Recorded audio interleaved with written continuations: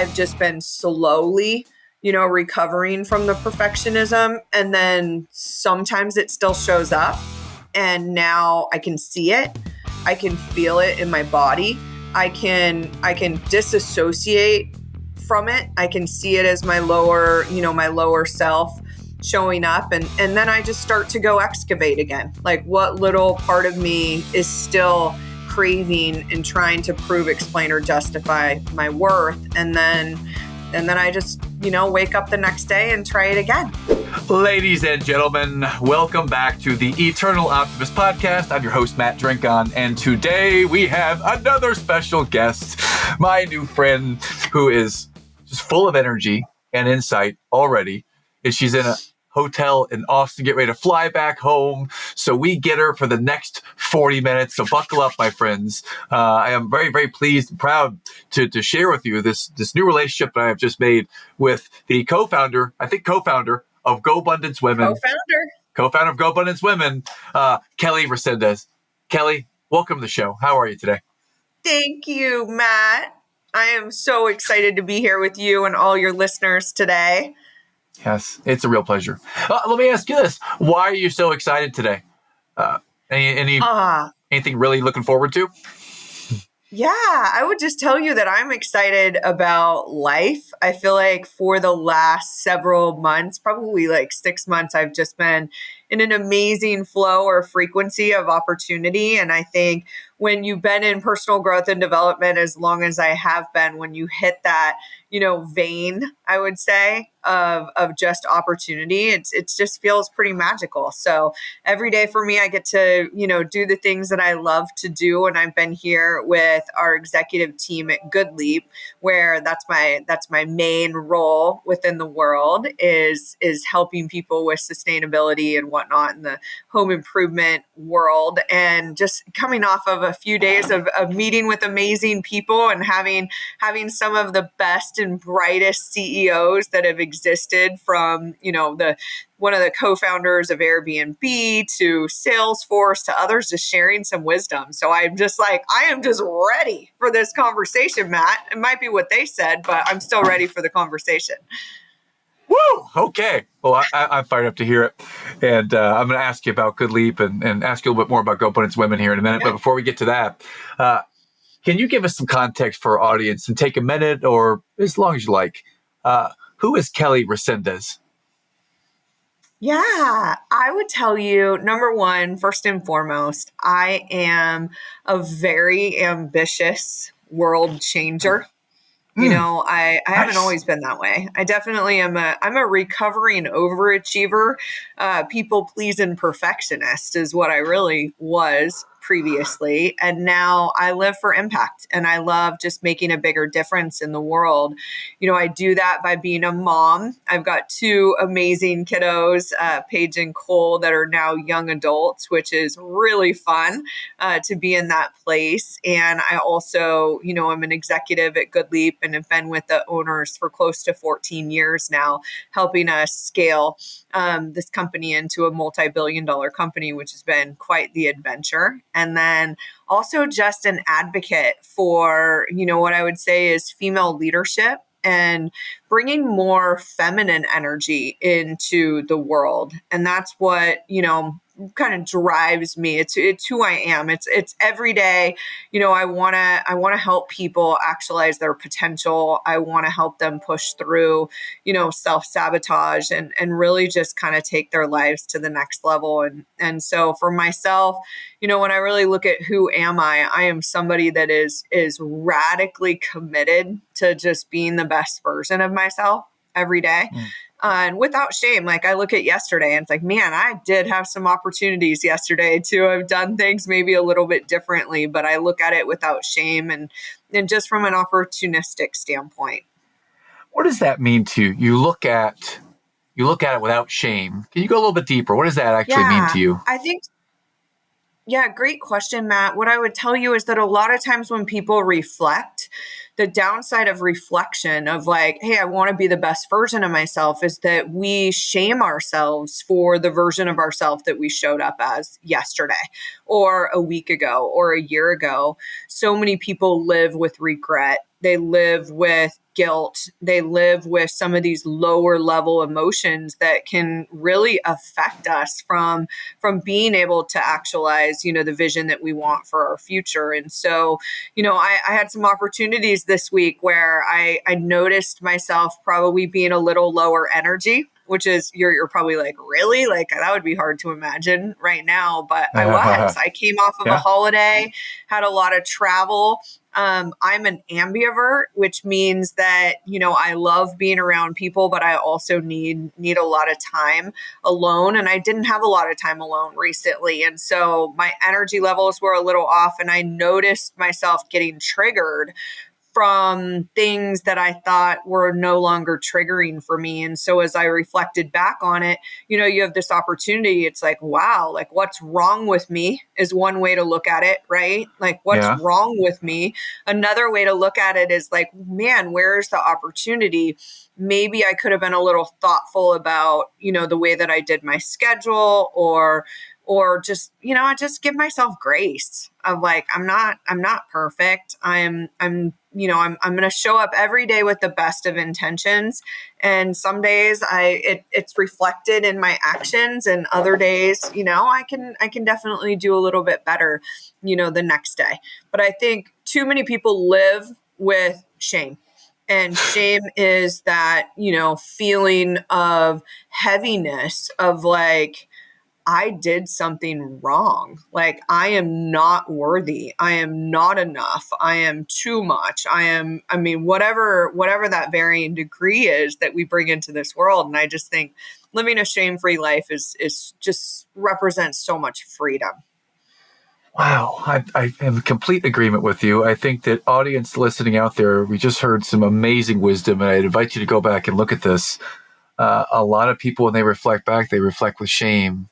Or embarrassment or guilt or some of what we call the lower emotions, because they're judging themselves, and you're sharing the message of a little bit of grace with yourself.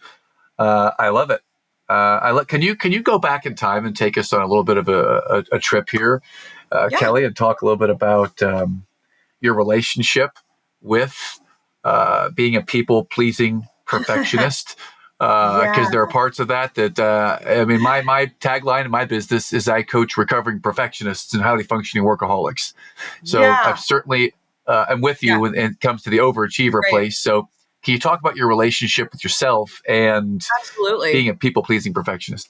Absolutely, Matt. I think it's one of the strangest ones that we actually work with, because most of the time when we see people distract themselves or self-sabotage, you see them do it in destructive ways, right? The ones that are really overtly destructive, addiction, relationship challenges, just not showing up, where a lot of times society is rewarding us for being the overachiever. Society is rewarding us for being perfect or people pleasing, because at the end of the day, if you're people pleasing, somebody's happy on the other end of it. And so they're not going to tell you, hey, I want you to really stop, Matt, giving so much of yourself to help me. No one's going to do that. And so it really is a journey that you have to go on, your own. Most people aren't going to show this to you and say, hey, you need to really stop, unless maybe you have a partner or somebody that feels like you're out of alignment with priorities in your world. So, I didn't know what I didn't know until my awakening, which happened 20 years ago. And I was that classic, just worked all the time. My identity was in the success that I created. My, significance was derived from sharing things with my mom, and really just, getting her feedback. I wanted to prove to her what my value was in life. And she never asked for it, but for whatever reason, just as I grew up, that was what I wanted to do. And in 2002, my mom at a young age of 57 got diagnosed with dementia. And so my audience, the one person who I wanted, her approval the most, didn't care anymore. We had to, basically liquidate the business, the real estate, take care of all the things because she went down pretty quickly. And so that was one domino. It was one domino in a few right in a row. And so it was like, man, I started to feel like, what am I doing this all for? Like I was overweight. I was, working at my desk every night until 8:00. If you said, how are you? The first thing that I would tell you was like how my business was doing or what kind of car I just bought or my second home or any of these things. And so everything was external. And so by 2004, that's when everything cracked open. Like, I had my first present moment that I'd ever had in my whole life. I had never had a present moment. I will be honest with you. I had never had a present moment until one day I finally was like in utter, like just joy and contentment, taking a bath with my daughter. She was 9 months old. And I was literally like, no, I didn't need to tell anybody. I didn't need to show anybody. I didn't need to call my mom and tell her how magical this moment was in order for it to have been true. And so all of a sudden that was like the next thing. And then of course somebody recommends the book Power of Now, which blew my mind, which is Eckhart Tolle. And when I finally realized that I wasn't my thoughts, holy moly, that's what like really got me to the next level. And then, the next book and the next event and the other things. And here I am, 20 plus years later in a much different state than I was then. And so I would say the perfectionism is it's almost like when you take that, big ball of yarn and you're like, it's so thick to begin with. And over the 20 years, I've just been slowly, recovering from the perfectionism. And then sometimes it still shows up. And now I can see it. I can feel it in my body. I can disassociate from it. I can see it as my lower self showing up. And then I just start to go excavate again. Like what little part of me is still craving and trying to prove, explain, or justify my worth. And then I just, wake up the next day and try it again. Oh, wow. So 2 questions. First, can you take us back to that day? Where were you? What was the setting in that day? Because everyone comes to their awakening in different ways. I've seen a lot of people come to it because of a tragedy or because of some big event. What was the day like, and what was it like feeling that first awakening? Did you know it was going to happen? Were you trying to make it happen, or was it just all of a sudden I'm in the tub and oh my God, this is it? Man, this is amazing. Yeah. I mean, what was it like on that day? So first of all, I will say it came through a variety of tragedies, right? So first of all, my mom gets sick. When you have a parent that gets sick, it's more than just the parent that's getting sick. It's also the grieving of the people around that person not showing up the way that you wish that they would have as well. So I think in all of our families, right, there's that one person that like I had to be the strong one all the time. That's been my most recent journey and growth is like, I'm done. Like, I don't need to be the strong one all the time. Like I can allow myself some, and I'm going to use the word luxury of messiness sometimes. Like I can say no. I don't always have to show up. And so in those tragedies, it was like my mom got diagnosed. My grandmother, who was like the absolute most compassionate, amazing human, got sick in July and was deceased by September. And then my sister was also starting to unwind a little bit with her mental health and some things going on. And so like that trifecta got me to this point of like, and then I get pregnant, right? Then you throw in some hormones, Matt. I mean, why not? It was like literally put all these things in a blender and it was a perfect environment for an awakening. And this is not a funny topic, but you just made it sound funny. Yeah, put them all in a blender and put the pregnancy hormones on top of it. Wow, that's a cocktail.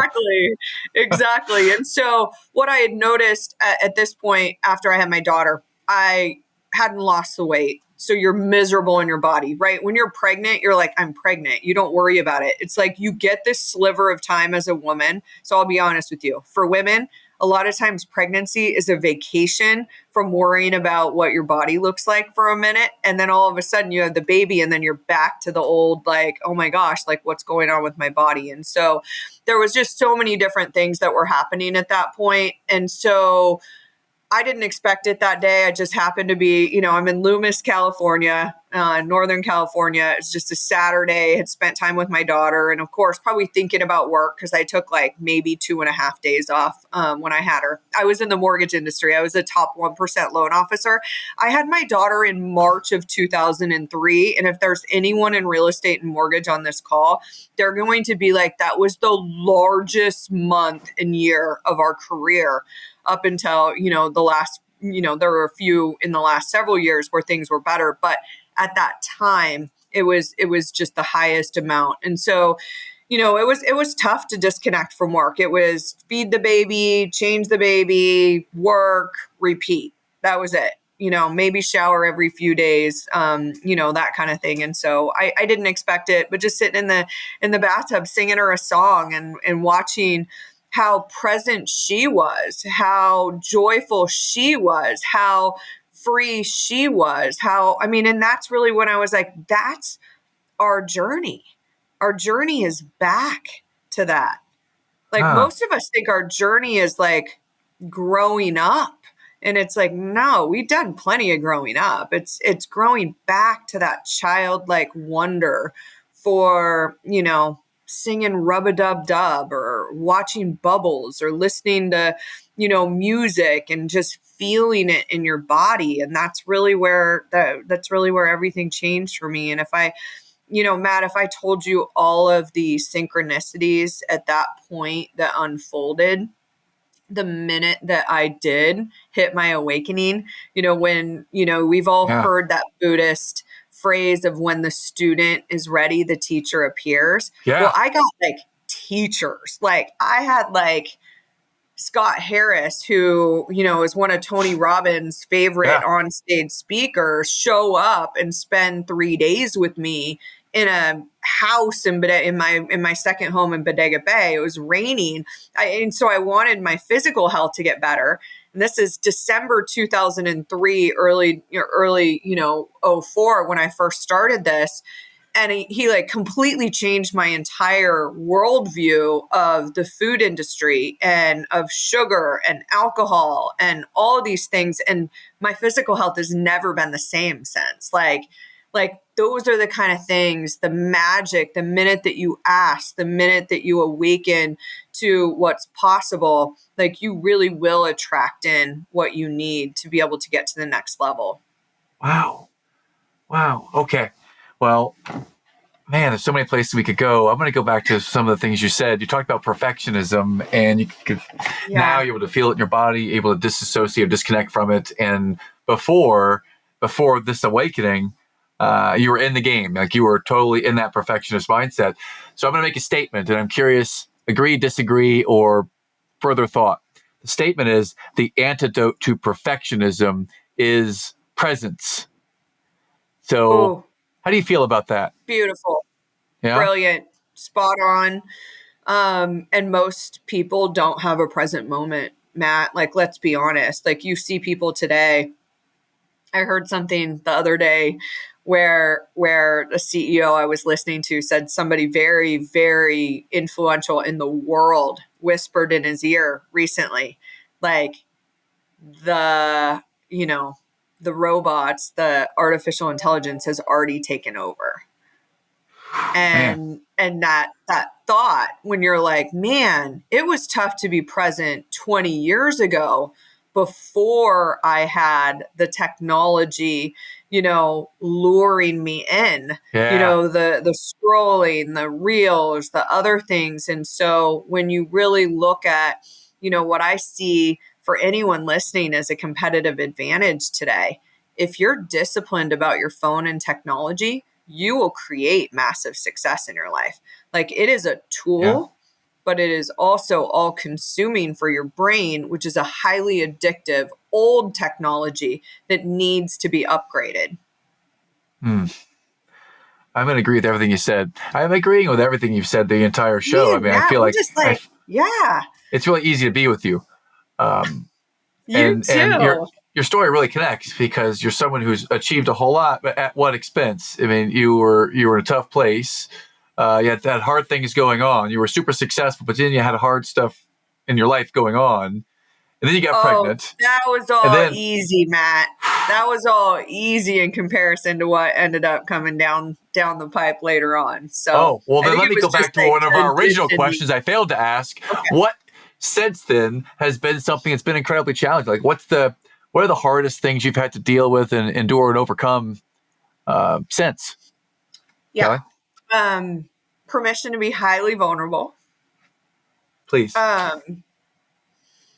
So I think when we tap into abundance and when we get to this place in our life where we are, whether you want to call it a master manifester, you're somebody that's now like really in tune with your vision, it doesn't mean that you don't endure human suffering. So part of my people pleasing journey was that I had a sister, and my sister was definitely not like me.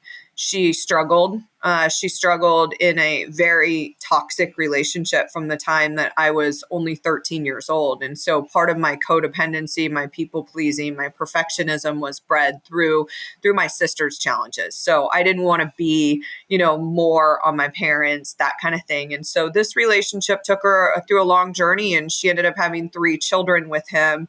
And rather than deal with what life was giving her, she ended up choosing to go on Zoloft, which is, it's an anti, anxiety, depression, whatever type medication. Well, there are certain people that don't do well on it. And my sister has never been the same.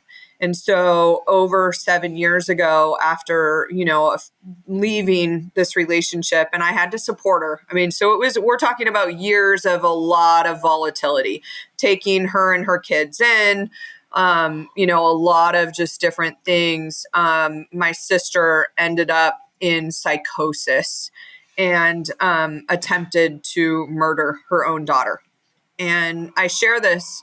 It was a very public case. Unfortunately, for her, she is in Napa State Hospital now. She's on a much better path. But what I would tell you is that when you have done the work, when you've done the work and you're on this spiritual transformational journey of being your best self, like it does give you the tools to be able to handle anything that life gives you. So I was able to stay in joy and endure sadness and grief simultaneously because, I pretty much lost my sister that day. And through this, and supporting her girls after this happened, it certainly made a big impact to my family. And then, being able to help my sweet niece, and this is my purpose, and this is why I share it today, is that, she survived that day, but she recently passed away in August of this year. And, she had a tough life. Like she didn't have parents that, that my children had, or if you have children or anyone else that's listening, it's one of those things that, your parents are programming you. My parents programmed me, and they got a really, really messed up program, having a mentally ill mom. And so when I look at how it has allowed me to transcend the sadness and the grief of over 7 years of dealing with this, because it's not like, oh, my sister had this psychotic break and then this happened. It was the trial. It was getting her daughter into, boarding schools in Utah and taken in the middle of the night to wilderness. And it's been ongoing in my life since then. However, people look at me and they see this female executive, this, I co-own a women's mastermind. I speak on big stages. I write books, and they think my life is so easy. Like, well, it's easy for her to say.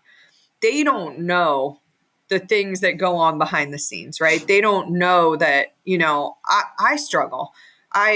there are days like going through the holidays with, her two daughters, and we're just all missing their sister. And she's only 18 years old and doesn't get to live the rest of, this beautiful, amazing life that we do. And so for anyone listening, this is what I would tell you.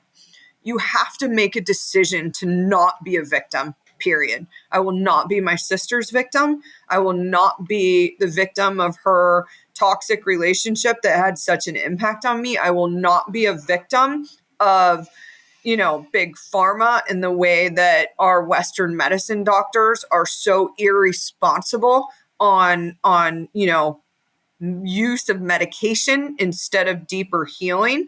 Like, I won't be a victim, but what I will be is I will be a radical advocate for women's health, for men's health, for people choosing to live a life without stress, because it is optional. And nobody tells you that. Nobody tells you that your brain will destroy joy in your life if you let it, that you've got to take the power back. And that's what's important. And that's why I share this story.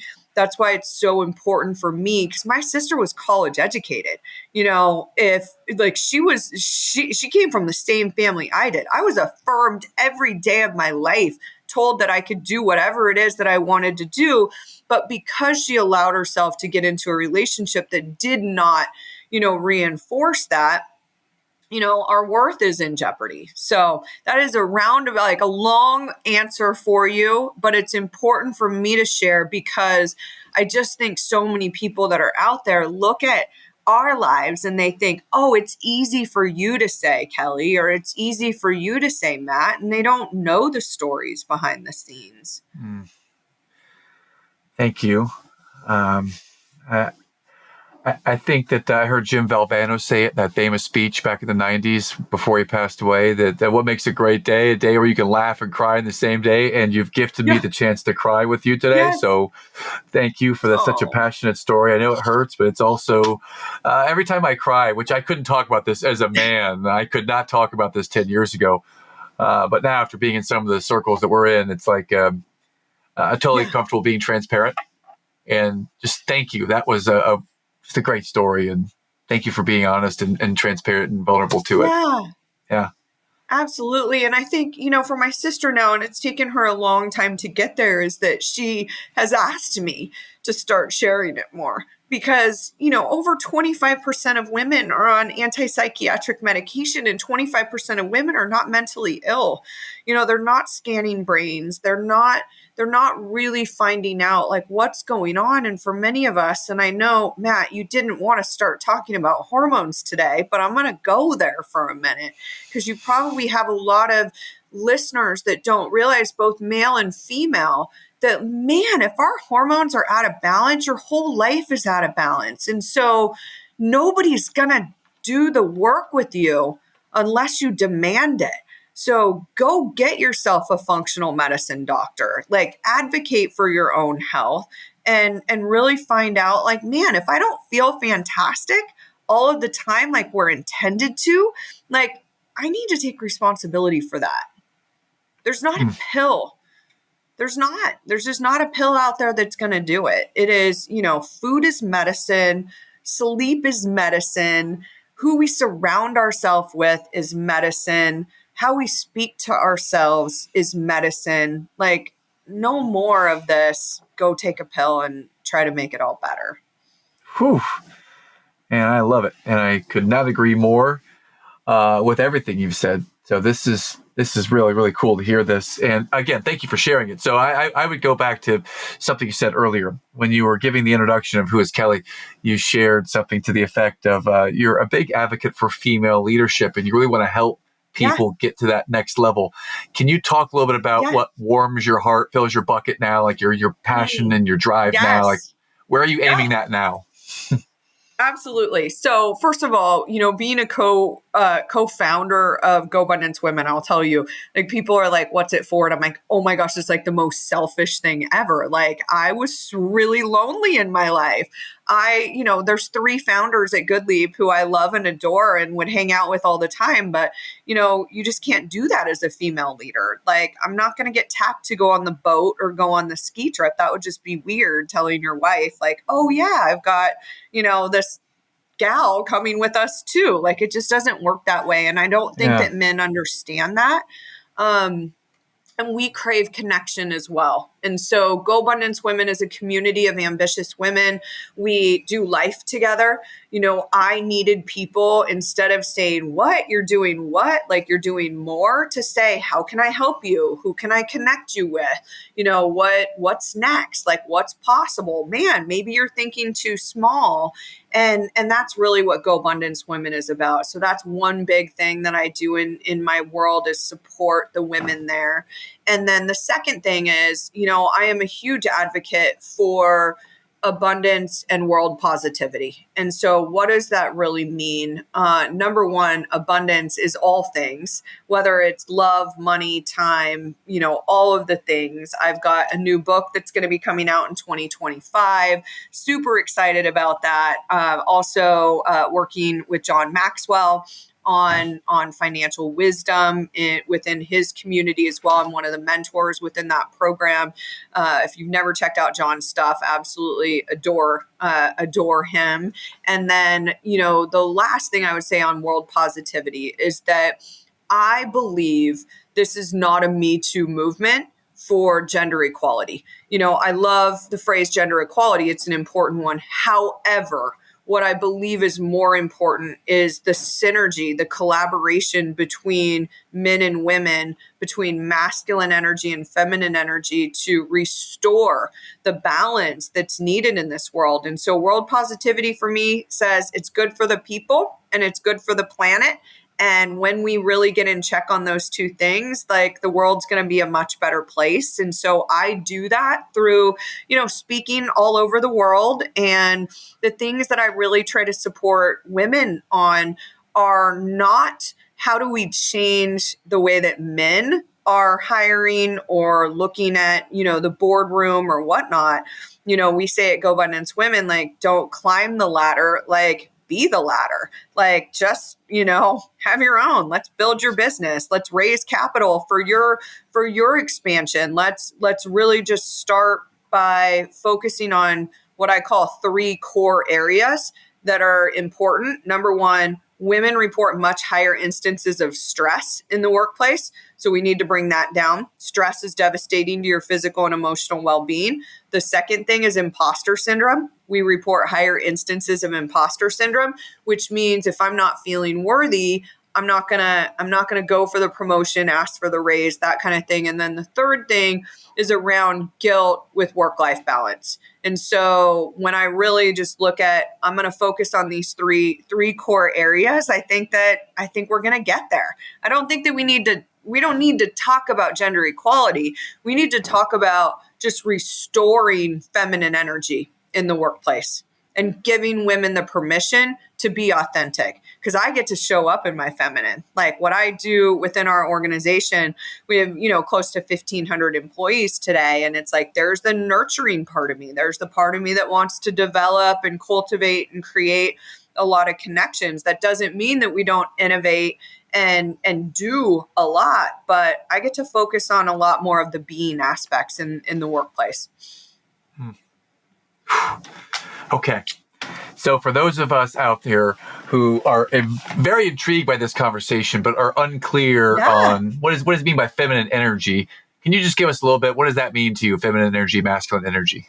Yeah. So when you really think about feminine energy, feminine would be about being, like being present, being in the moment, being in our feelings, where the masculine is more on the logical side. So you can kind of think about our left brain as the doing side and our right brain as the being side. Now, we want whole brain health. That's part of my journey in the last 20 years, is getting really obsessed with neuroscience and psychology so that I could understand like what was happening, even in my own brain, so I could name it and see it and know what was going on. But, there's no wrong or right. We all have a different balance. You have feminine energy, I have masculine energy, but it's really getting into that right, authentic space where, as a lot of women, we think we've got to work in a man's world. No, that's not it. We need to redefine what the work world looks like. I always tell people, if there were more women at some of these tables, like we wouldn't have the devastation because we just think broader. Yes. One of my favorite analogies a pastor talked about, and he said, men are like waffles, where like you kind of compartmentalize and you're like, just waffles, where women are like a bowl of spaghetti. You touch one noodle and like all the noodles are affected. And so great example. We just have a different lens, a different vision. And I think we need both. Like we need execution and we need the thoughtfulness that a broader lens brings to the table. And I have just loved hearing everything you've shared, and I want to keep us honest to our 40 minutes. So yes, thank you. This has been so much fun. This has been super cool, and I've gotten a tear out of it. I've gotten some laughs out of it, and our listeners are getting a lot right now. This has been super cool. Thank you tremendously. This has been awesome. I'd love to move us into our lightning round. And that starts with, how do we find you? Where's the best place for us to go and learn from you, follow you, connect with you? Where do we go, Kelly? Yeah, absolutely. So first of all, I've got a great 3-part series that people can listen to at downloadthepod.com. It's overcoming the top ways that we sabotage ourselves. And so if you're really trying to take your business scaling to the next level, I tell people you got to focus as much on who you're being as what you're doing. And that's an important piece of it. You can check out GoBundanceWomen.com as well. We've got some great offerings that are out there for our membership community. And then if you want to connect directly with me on speaking and all of my different things, like our Power Up Your Life podcast and my YouTube and all the things that are coming out, are just at kellyresendez.com. And I'd love to connect with you there. Awesome. Well, Kelly, you mentioned something earlier. You mentioned about The Power of Now with Eckhart Tolle. So there's that. Yes. But are there any other, let's just say 1 to 2 other books that you might recommend that have had an impact on you in your life? Yeah, absolutely. Well, I would tell you, John Maxwell being one of my greatest mentors and friends in my life, you can pretty much pick up one of his 90 books and I would tell you that it's going to make an impact in your life. But I think, How Winners, I cannot remember exactly what it's called, but like How Winners or Winners Succeed is one of his greatest ones that I really like, because I think that most of us have to be preparing for adversity. It does not matter how great you are. Like I'm in flow, right? But I'm preparing for adversity at all times. It's how I navigate it, how I see challenges as they come to the surface. And that's one of the greatest things that you can do. My other favorite book that really, a lot easier read than Power of Now is Untethered Soul. Another one of my favorite. And then selfishly, check out Big Voices, my book, on Amazon as well. And, I kind of pull a lot of these things together, lessons that I've learned from all of the great mentors that I've had in my life. Awesome. Thank you.